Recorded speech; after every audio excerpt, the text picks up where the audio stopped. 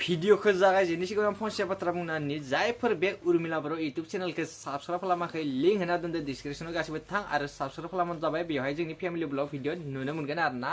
तो ओमफ्राय बे नोंथांमोनाथ' बे थाम्बनेल आरो टाइटेलखौ नुखाबायानो तो नोंथांमोननिसिम आं मोनसे आपडेट भिडिअ लाना फैदो आपडेट भिडिअ माने बेनो जाहैबाय माने मोनसे भिडिअ क्लिप्स लाना फैदो आरोना तो नोंथांमोना बे भिडिअ क्लिप्सखौ एसे खोनासंना लाबानो जाबाय तो बिदिब्ला मा बुंखो एसे खोनासंना लादो बा जोंनि आखायाव थाखानाय गोहोखौ बिथांमोना जेरैबायदि गुबुननो लासै लासै हगारनानै बर' जातिखौ धंस खालामनो नागिरदों बे खिन्थु साननो गोनां बाथ्रा लाइमोनफोरा दिनै ओरैनो जावरिखाङाखै बिथांमोना नुहुरदों बिथांमोननि भबिसतखौ जे हाग्रामा महिलारिया फाननानै थांबाय दिनै मालाबा एसटि फाननो नागिरनाय सोरनोबा गुबुनारिफोरनो हानि पट्टा होनो नागिरनाय गावसोर मोनब्रै मोनबा पजिसन लानाय दिनै लाइमोनफोरखौ खोथा होनानै बिथांमोननि जि माने साननाय हनाय बिथांमोननि जि लुबैनाय हास्थायनाय बिथांमोननि जि मोजां मानसि जानो लुबैनाय बेफोरबायदि बाथ्राफोरखौ बिथांमोना नाख्रेबनानै गावबा गाव पलिटिकेल पावारनि थाखायल'सो जे दिनै खामानि मावगासिनो दङ बेखौ बयबो बुजिदों साननैसो सिगाङाव गोबां मानसिफोरा सानदोंमोन जे बर' जातिखौ सोरबा लानानै खेला खालामदोंमोन नामा सिगां समफोराव सानदोंमोन मानसिफ्रा जे बर' जातिखौ सोरबा बेपार खालामदोंमोन नामा हाग्रामा महिलारिया सोरखौबा बेपारि होननानै गाव जे बर' जातिखौ फानमारबाय दिनै बिनि प्रुफखौ मोनसेनि उनाव मोनसे नुलांगासिनो दं दिनै मोनसेनि उनाव मोनसे फोरमान जागासिनो दङ दिनै आसामनि सोरबा बिबारनि सासेबो मिनिस्टार गैयाब्ला बिथांमोननि मोनबो प्रग्रामानो जाया दिनैनि तारिखआव जोबोद माने लासिं सिंनि बाथ्रा आं सोरखौबा समालोचना खालामनो नागिराखै दिनै बिटिआरनि सिएमआ सोर हाग्रामा महिलारि ना सोरबा बे नलबारिनि बिथाङा दिनै मोनफ्रोमबो मिटिंआव बिथाङा सिगाङाव मानो पजिसन मोनखो बिदिथ' जानो नाङामोन सिक्स सिडुलआ एक्सट्रा मोनसे मर्यादा दङ एक्सट्रा पावार दङ बेयाव लेजिस्लेचार दङ बिनि उनावबो सोरनिबा आथिं सोलायनाया दिनै सोरखौबा बेपारि बुङै बुङै सोरखौबा बदनाम खालामै खालामै गाव जिथा इलेक्सनाव फैसा लाबोनानै 28टा सिट मोननायनि उनावबो सोरनोबा बिबान होनो गोनां जानाया बे बेसेबांबा लासिंसिं बाथ्रा 28टा मोननायनि उनावथ' जोंबो थानानै सरकार दानायनि खुनु खोथायानो गैयामोन दिनै बर' रायजोआ बेखायनो बुजिदों जे बर' जातिखौ बासायनो हाग्रा जे दैदेनगिरि हाग्रामा महिलारि बिथाङा नङा बिथाङा गावनो बुङो गाव सासे सार्थ लबि पलिटिसियान हाग्रामा महिलारि बायदि बेपारिया जोंनि हारिखौ जोंनि भबिष्यतखौ जोंनि भबिष्यत जेनेरेसनखौ जाहाथे धंस खालामना गालांनो हाया बिनि थाखाय बयबो दिनैनि तारिखआव सांग्रां जानायनि सम जाबाय नोंथांमोनाथ' नुखाबायानो बे भिडिअखौहाय ओमफ्राय आरो मोनसेबाव भिडिअ क्लिप्स दोङो बेखौबो नोंथांमोना खोनासंना लानो हागोन जोबजासिम नायदो भिडिअखौ जोबजासिम नायबासो बुजिगोन थ' बिदिब्ला नोंथांमोना बे भिडिअ क्लिप्सखौबो एसे खोनासंना लादो रायजोफोर इउपिपिएलनि मानसिया फैसा लायोब्ला खामानि मावनो थाखाय घुस होननानै बुङो घुस इउपिपिएलनि मानसिफोर वार्कारफ्रा घुस लादों खामानि मावनायनि थाखाय बिपिएफनि मानसिफ्रा लायोब्ला घुस नङा दक्षिणासो होननानै बुङो ना दक्षिणा माने खामानि मावनायनि नामाव बा मोनसे खामानि दिन्थिनानै बिपिएफनि मानसिफोरा फैसा लायोब्ला बेखौ दक्षिणा होननानै बुङो गोदो जोंखौ बखिबोदों नाथाय 17 बोसोराव बिपिएफआनो फोरोंबोदोंमोन बिनि थाखाय खामानि मावनांगौनि थाखाय इउपिपिएलनि वार्कार्सफ्राबो सम सम फैसा लानाय जादोंमोन नाथाय फैसा लानो रोङै बिपिएफनि दोलोआ मिया बिफां गायनायनि 10,000 थाखा जे चेक मोननायसै हिमन्त सारनिफ्राय होनायसै बिनि मुङै बिपिएफनि कर्मीफ्रा जिबिका सखि मोना 200 टाका करि पार हेड लादों मोनसे रिसिप्ट हरदों बे रिसिप्टनि मुङै टकेननि मुङै 200 टाका करि लादों माकटाइगाव बिसिडिसिनि आन्डाराव थानाय जिबिका सखि मोना बिसोरो लादों नाथाय जारागुरि गलादांनि बिसिडिसिनि जिबिका सखिफोरा थाइसेबो लायाखै जारागुरि गलादांनि बिसिडिसिनि जिबिका सखिफोरा थाइसेबो लायाखै रायजोफोर नाथाय माकटाइगाव बिसिडिसिनि आन्डाराव थानाय जिबिका सखिफोरा पार हेड सासेयाव 200 टाका करि खाजोना लादों दक्षिणा लादों बिना वादारै लादों नाथाय रायजोफोर होनाङा थाइसेबो होनाङामोन थाइसेबो होनाङामोन नोंथांमोना बे फैसाखौ बिनानै लायफिननो हागोन आरो नोंसोरनो चेक लायनो थाखाय जे दिन थांगोन ओइ दिन आसाम सरकारनिफ्राय फ्रि गारि फैखागोन फ्रि बास फैगोन नोंथांमोना थाइसेबो खरसा गारनाङा खालि नोंथांमोना साहा पानि गयनि थाखायल' लानानै थांब्लानो जाबाय नोंसोरनि चेकखौ लायनो थाखाय खालि साहा पानिनिल' लानानै थां फ्रि गारि फैगोन नोंथांमोना थाइसेबो होनाङा बिफां गायनायनि थाखाय जायफ्रा 10,000 थाखा मोननो थांगासिनो दङ बिसोरखौ टकेननि मुङाव मैया मागथाइगाव बिसिडिसिनि आन्डाराव थानाय जिबिका सखिफोरा 200 थाखा करि पार हेड लादों आरो शनिबारना मालाबा चेक लायनो थाखाय क'क्राझारसिम थांनांगौ जानो हागौ बिनि थाखाय गारिया फ्रि दा मानो लानो मोनखो सोर थिनखो सोर अर्डार होखो मा खारनै लाखो इउपिपिएल लायोमोनब्लाथ' नोंथांमोना बिराद गन्डगल खालामगौमोन हा बिराद नोंसोरो नांनायनि ससियेल मिडियायाव नोंसोर बुंगौमोन दिनै नोंथांमोना साधु नोंथांमोना थाखा फैसा लानो रोङा नाथाय नोंथांमोना दिनै मानो लाखो गोबां थाखा लाबाय नोंसोरो अरुणोदयनि नामैबो लाबाय नोंसोरो 1000 थाखा 200 थाखा 300 थाखा मानो लाखो नोंथांमोना साधु नोंथांमोना पबित्रमोन नाथाय नोंथांमोना बेबादि लानो नाङामोन नोंथांमोना रायजोनि मावग्रा रायजोनि मोजां मावग्रा दा नोंथांमोना रायजोनि मोजां खामानिखौ मावनांगौमोन नाथाय नोंसोर सोबख'ग्रासो बिनिखायनो गुबुनखौ आसि थुनायनि सिगां गावखौ साननानै नायग्रो नोंथांमोनखौ रायजोफोरनिसिम आं खिन्थाहरो दे नोंसोरनि मिया जे टकेन लायनाय समाव 10,000 चेकनि टकेन लायनायनि समाव 200 थाखा करि लाखिदों मागथाइगाव बिसिडिसिनि जिबिका सखिमोना बेबायदि 200 थाखा लानायनि बा होनायनि अर्डार गैयामोन दा बेनि थाखाय नोंथांमोना थांनानै रायलायनानै बिनानै लायफिननो हायो नोंथांमोनहाथ' नुखाबायानो बे भिडिअ क्लिप्सखौबो तो आरो मोनसेबाव दङ भिडिअ क्लिप्स बे भिडिअ क्लिप्सखौबो नायना लानो हागोन नोंथांमोना तो जोबजासिमहालागै नाय तो बिदिब्ला मा बुंखो एसे नायना लादो आङो सावरायनो नागिरनाय टपिकआ जाहैबाय हाग्रामाखौ बर'फोरा मानो फोजोबस्रांनो नागिरो हाग्रामाया बर'फोरनि माबाफोर खहा खालामदों नामा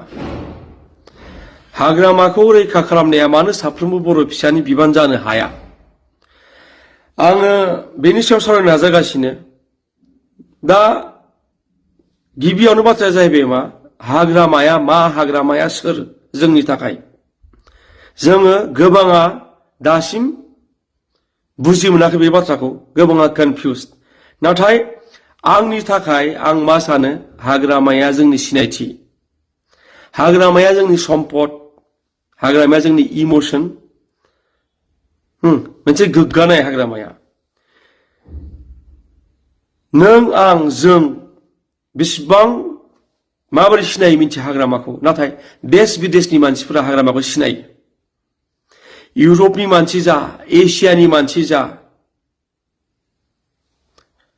दस्रा जेसेबां अस्ट्रेलियानि मानसि जा बिथांमोना हाग्रामाखौ सिनायो हाग्रामाखौ मोजां मोनो जोंनि जों सिनायबावा जानो हानाय नाथाय बिथांमोना सिनायो बिथांमोना मोजां मोनो बिथांमोना सम बार होफैयो फैनानै हाग्रामाजों औ आङो बुंदों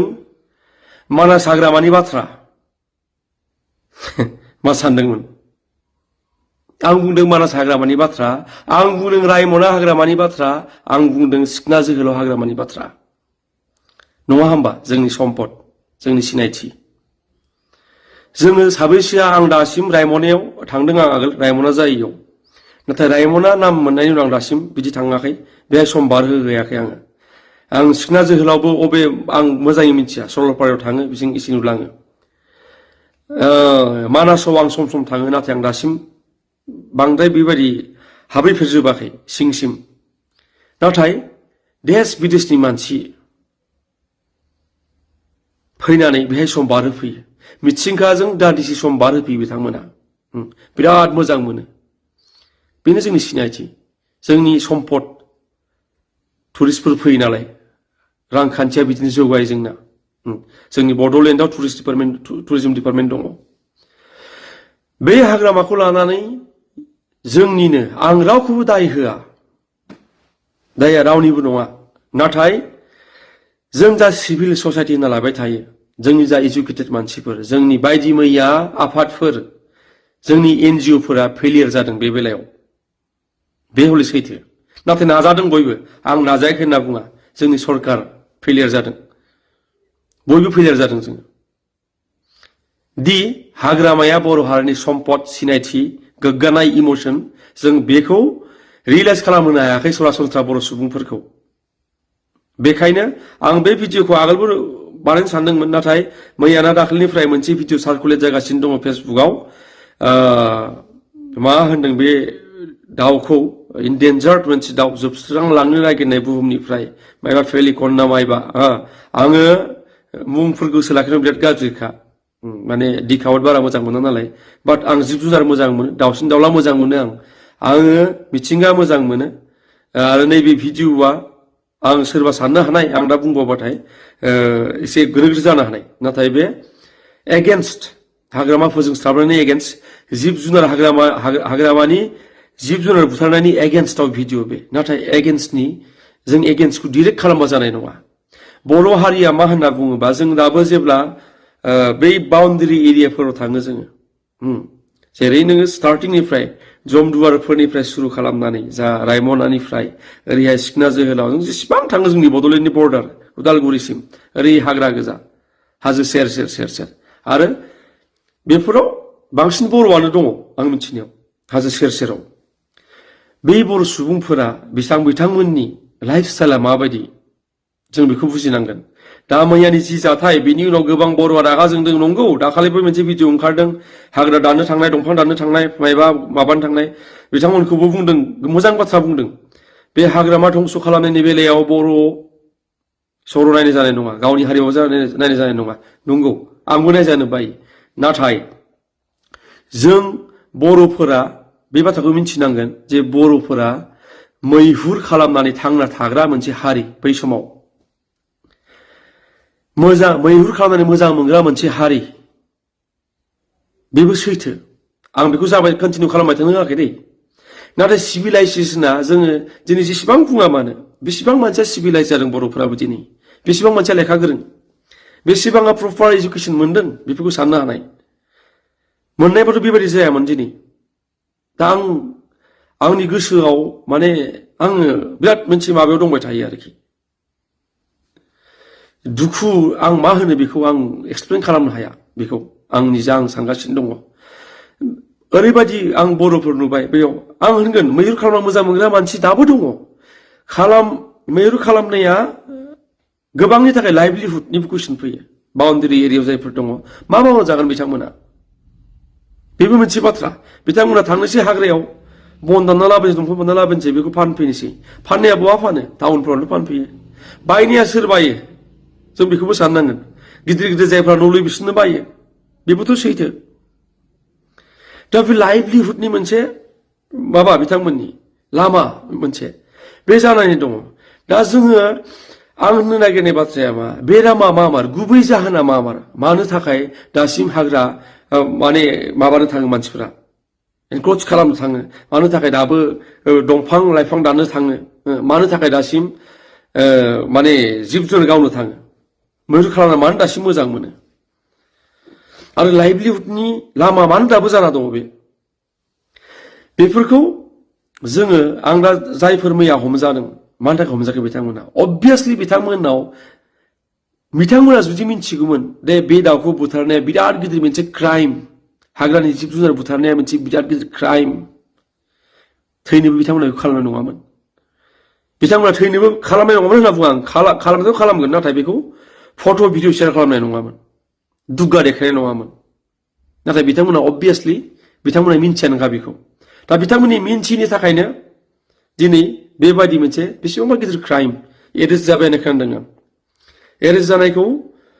आं बाजायाखै नाथाय आं खुसिबो मोनाखै मानो थाखाय मानोना बै मानसिफोरा मिन्थिगोना मिन्थिमारामोन दे बे मोनसे क्राइम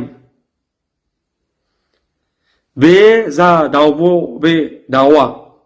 बेदि बुहुमखौ जोबस्रांलांनो हमगासिनो दङ जा फरेस्ट ल माइबा बायदिसिना ल दङ बेखौ मिन्थिना मिन्थिया बिथांमोना स' बै बाउन्ड्रि एरियानि मानसिफोरखौ एजुकेट खालामनो जों साबैसोआ दिनैसिम प्रेक्टिकेल माबा इनिसिएटिभ लादों लायाखैबो होनना बुङाखै आं लादों गोबाङा नाथाय जों सक्सेसफुल जायाखै जों फेलियार बे बेलायाव आं मिन्थिगौ दुलाराय बर' फरायसा आफादा थांनाय गोबाव समनिफ्राय नाजागासिनो आं मिन्थिगौ बायदि मैया एनजिअ आबो खामानि मावगासिनो दङ आं मिन्थिगौ सरकाराबो नाजागासिनो दङ नाथाय जों फेलियार बै जायफोरखौ हमदों दा बिथांमोनखौ हमनायावनो जुदि बे क्राइमा जोबलाङोमोन बुंनांगौ जेबो गैया बिराद मोजांमोन नाथाय जोबगोन ना जोबा बिनि बे क्राइमा आं बुंनो नागिरनाय बाथ्राया मा उदै सानाय बेरामाव गोदोना सानायनि मुलि होबाथाय बे हामगोन नामा उदै सादों नाथाय मुलिखौ होदों गोदोना सानायनि बेथ' हामनाय नङा थ' बाथ्राया बे आं बुंनो नागिरनाया क्राइम मानो थाखाय खालामो बिथांमोना बेखौ जों बेखौ गिबियावनो गुबै जाहोनखौ जोङो नागिरनांगोन लाइभलिहुड मार ना बिथांमोना खालामनानै मोजां मोनखाथारोबा जों बिथांमोनखौ माबोरै बुजायनो आरो लाइभलिहुडानो मारबा दस्रा जेबो राहा गैमाराबा बिथांमोननो लाइभलिहुडनि थाखाय जों मा राहा होनो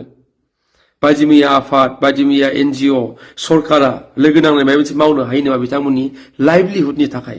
जोङो बिनि सायावबो खामानि मावनो नांगोन अब्लासो आं माने टेम्परारि सल्युशननि बाथ्रा बुङाखै टेम्परारि सल्युशना मैया हमबाय नुबाय फट' हमबाय जेलाव सोबाय जोब्बाय नाथाय बे जोबगोन ना जोबा बे क्राइमा इसियावनो बे थुंगेगोन ना थुंगेया जों बेखौ साननायनि सम बे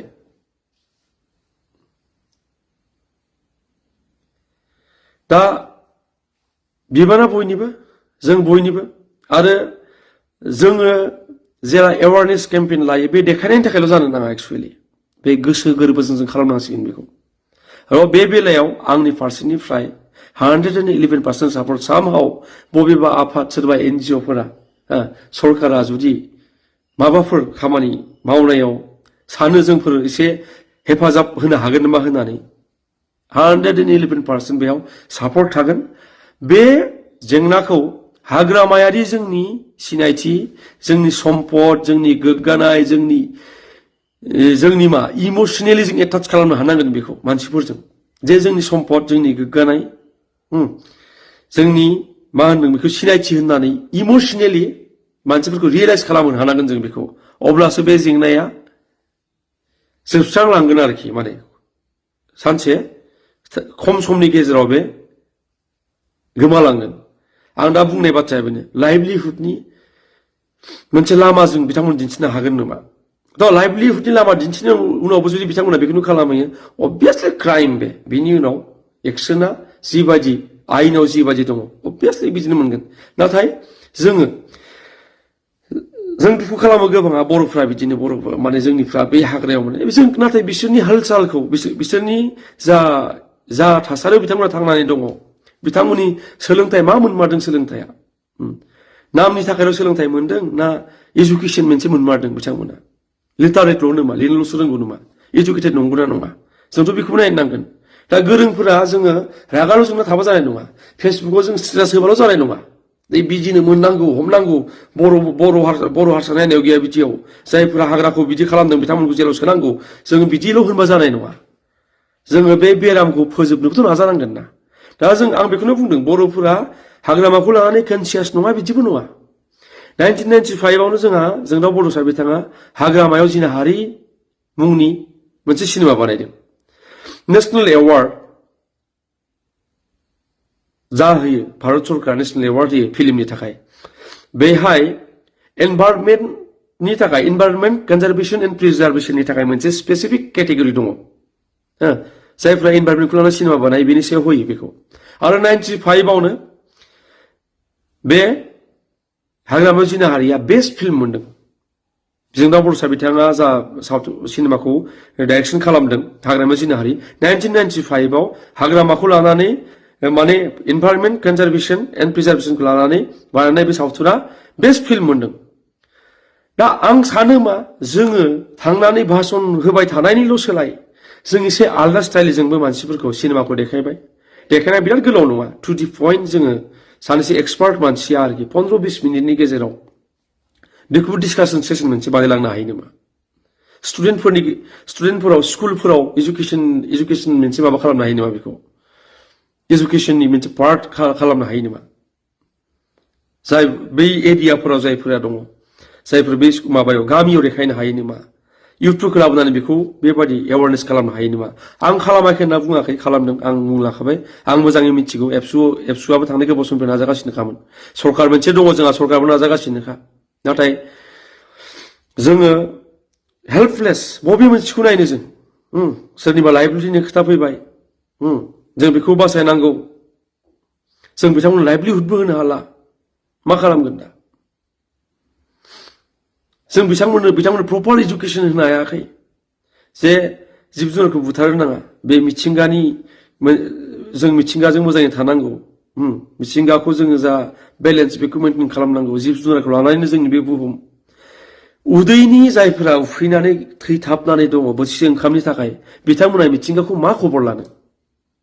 मिथिंगाखौ मा माबानो बिथांमोना ओंखाम बोथिसे जानायनि थाखाय जायफोरा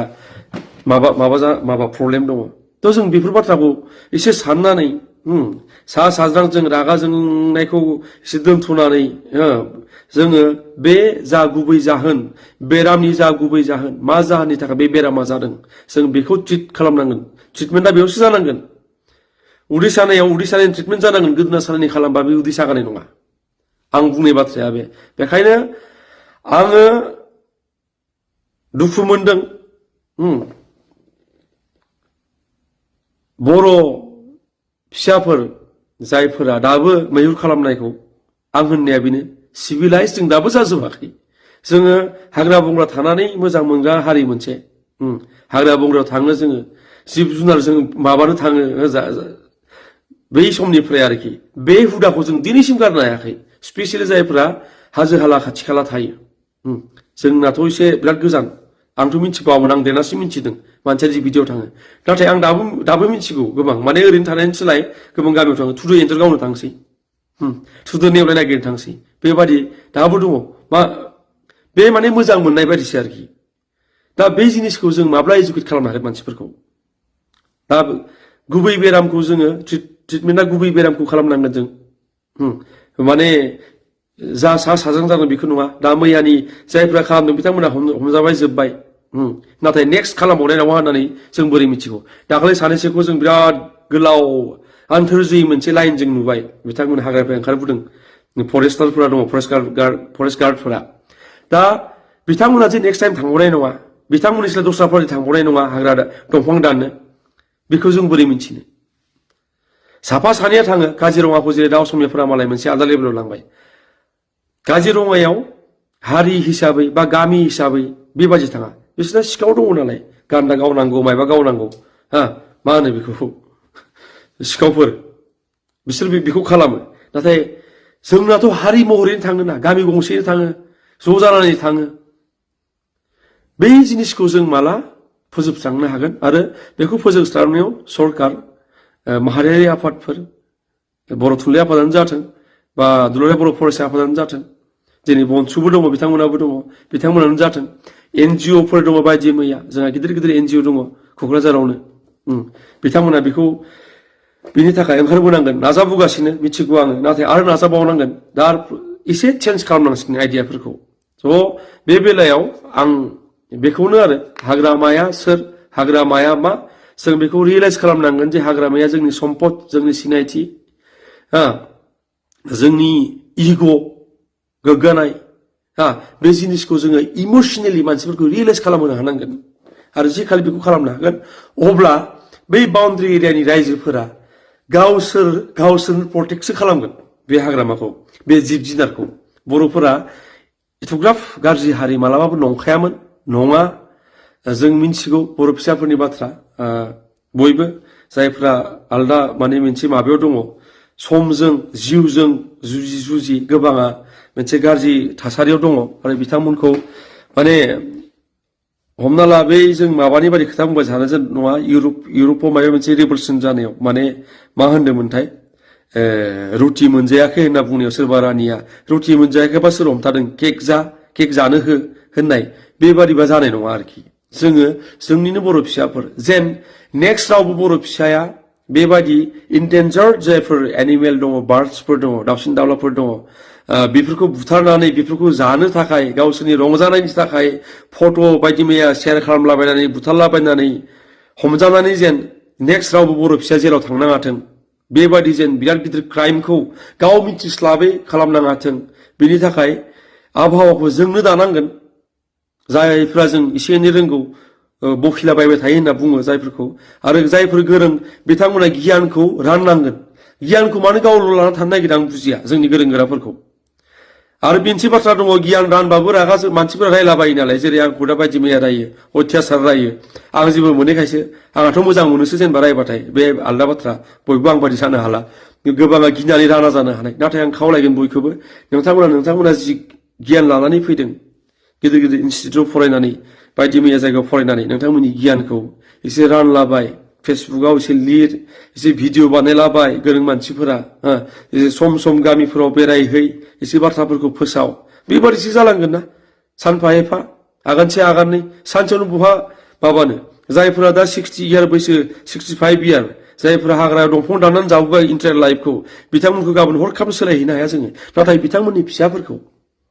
माबोरै जोङो इडुकेट खालामनो हायो हाग्रायारि जोंनि सम्पद बेखौ लानानै जे जोंहा जोंनि रांखान्थियाबो माबा जागोन टुरिजम माबा माबि मेनेज माबाफोरखौ बेयाव खर' सोना हानांगोन आं बेखौनो खावलायगोन बयखौबो बर' फिसाफोरखौ फै जों एसे डिफारेन्सफोरखौ गारलायनानै बेफोर माबायाव ज' जानानै जेसेबां हायो पजिटिभ मेसेज दैथायहरनानै बेरामनि गुदि जाहोनखौ जों ट्रिटमेन्ट खालामनि ओमफ्राय जेन नेक्स्ट रावबो बर' फिसाया बेबायदि क्राइम खालामनानै जेराव थांनांगौ जाया जेन बिथांमोना हाग्राखौ फोजोबस्रांनायनि सोलाय दाउसिन दाउला बुथारनायनि सोलाय गाबोन बासायनोसो ओंखारबोयो जेन बेंनासो थायो जों बेबायदि मोनसे आबहावा दानो नाजानि नोंथांमोनाथ' नुखाजोब्बायानो भिडिअ क्लिप्सफोरखौहाय बेनोमोन आरोना लोगोफोर आं बेखौनो जास्ट ओरैनो आपडेट भिडिअ लाना फैबाय आरो नोंथांमोना बांसिनानो फेसबुकखौ नुखादों जानांगौ आंबो बे भिडिअफोरखौहाय फेसबुकनिफ्रायनो लाबोदों आरोना थ' गासैबो लाइक शेयार कमेन्ट खालामना होबानो जाबाय आरो बांसिनानो भिडिअखौ नायनानै थाङो जायफोर चेनेलाव गोदान हाबफैदो चेनेलखौ साबस्क्राइब खालामबानो जाबाय थ' बिदिब्ला नेक्स्ट आपडेट भिडिअ लोगो मोनलायसिगोन दिनैनि भिडिअआ बेखिनियानोसै आरोना बाय लोगोफोर